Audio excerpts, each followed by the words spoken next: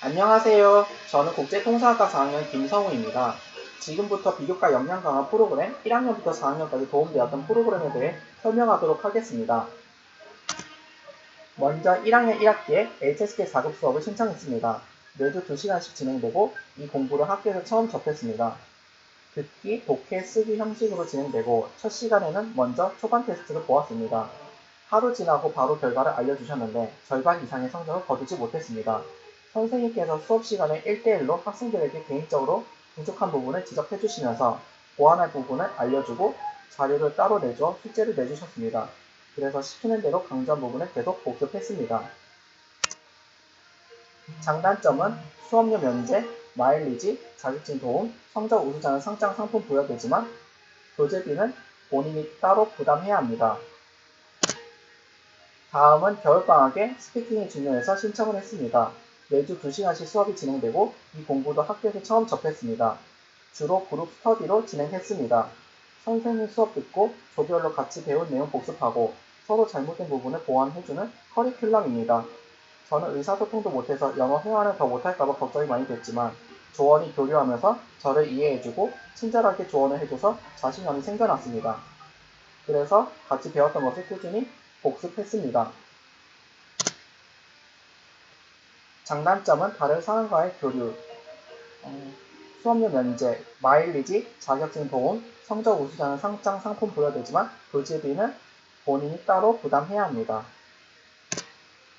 다음은 2학년 2학기 애들은 무형영어 자격증 수업입니다.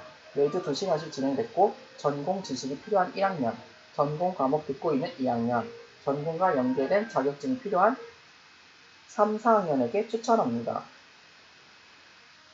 이 수업은 기출문제로 진도를 나가고 실전처럼 문제 푸는 연습을 합니다. 형식은 영어 해석, 영작문, 무역실무 3가지로 나옵니다. 저는 전공 과목으로 따로 듣고 있어 문제 푸는 어려움이 없었습니다. 교수님이 힘든 부분을 1대1로 커리큘럼하여 보완해주시고 추가 자료를 제공해주셨었는데 이 점이 저에게 전공 수업에도 도움이 되고 강조 부분을 반복하여 복습했습니다. 장단점은 수업료 면제, 마일리지, 자격증 도움, 전공 학점을 상위권으로 받을 수 있지만 학생 인원이 너무 적으면 수업을 미루게 되는 경우가 가끔 생긴다는 점입니다.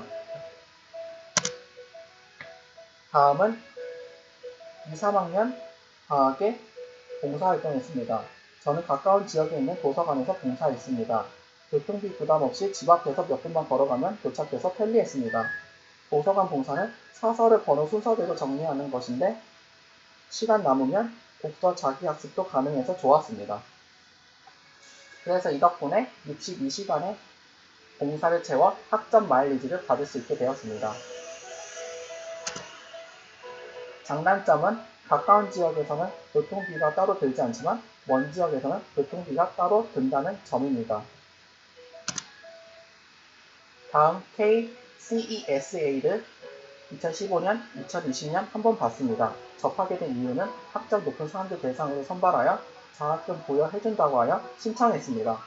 유형은 NCS와 유사하고 객관식 서술형으로 시간 제한 있고 없는 문제가 있고 난이도도 높은데 시간 제한 문제 경우 모든 부분은 그냥 풀고 아는 문제 위주로 풀어나갔습니다.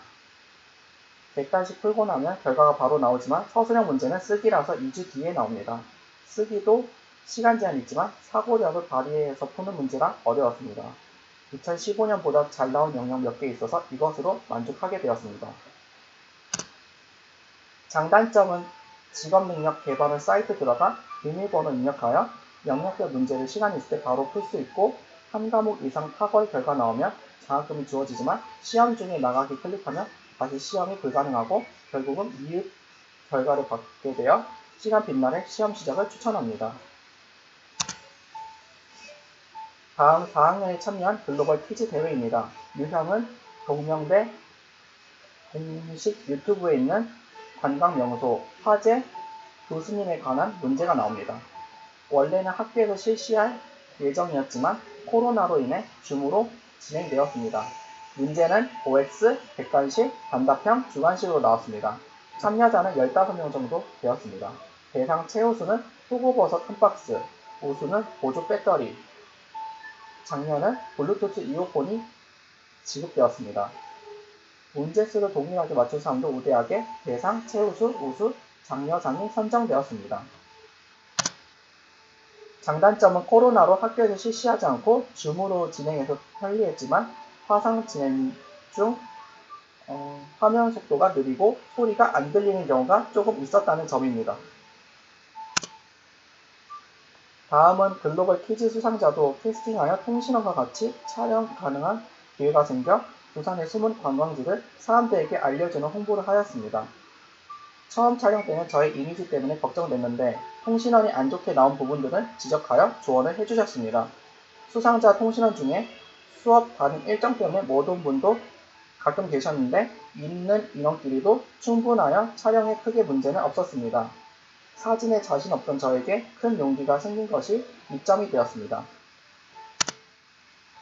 장단점은 촬영이 유튜브에 링크된 것이 스펙 형성되었지만 코로나 수업 다른 일정으로 인해 인원이 못 온 경우가 조금 있었다는 점입니다. 다음은 중국어 결과는 후반 테스트에서 더 잘 나올 수 있었던 이유는 선생님의 피드백 덕분에 결과 때문이었습니다. 이건 수상 내역, 실제 수상입니다. 스피킹은 비슷한 중급 레벨이지만 후반에서 더 잘 나올 수 있었던 것은 조별과의 피드백 덕분에 이점이 되었습니다. 이건 수상 내역, 실제 수상입니다. 무형영어 학점을 우수하게 받을 수 있게 되었던 것은 교수님의 피드백 덕분에 결과 때문입니다. 맨 밑에 결과가 나와 있습니다. 봉사학점을 취득 가능할 수 있었던 것은 가까운 지역에서 안전하게 봉사한 결과 때문입니다. 맨 밑에 학점 나와 있습니다. 이번 봉사 확인 내역입니다. 다음은 역량평가 결과인데 이것은 대인관계 역량 결과입니다. 네, 성적 분포표랑 같이 나와 있습니다. 네, 이거는 글로벌 역량 결과입니다. 이거는 자기관리 역량 결과입니다. 2015년보다 2020년에 더 향상한 과목입니다. 이것은 글로벌 퀴즈 대회 시상식입니다. 다음은 유튜브 링크된 영상. 여기는 일제강제동원 역사관, 대연수목원, 유엔기념공원, 세계선 센터입니다. 댓글에 비판 이야기 때문에 걱정됐었는데 좋은 결과로 나와서 뿌듯했습니다. 여러가지 참여 소감은 성적 등수에 도움되고 돈의 수상으로 스펙 형성되고 마일리지 졸업 인증되고 교류로 좋은 사람 만들어진 것이 큰 이점이 되었습니다. 다음 이야기는 여러분이 1학년부터 시작하여 마일리지 졸업 일찍 이수하고 꾸준히 채워나가시기 바랍니다. 어떤 학생도 4.5 학점 나왔었지만 마일리지 부족으로 4등으로 떨어진 적이 있었습니다. 그래서 여러분들에게도 정말 중요하고 봉사도 4학년 되기 전에 미리 이수하기를 추천합니다. 실천하면 여러분도 문제없이 학기를 마칠 수 있고 스펙을 쌓아갈 수 있습니다. 이상으로 발표를 마치겠습니다. 여러분들 감사합니다.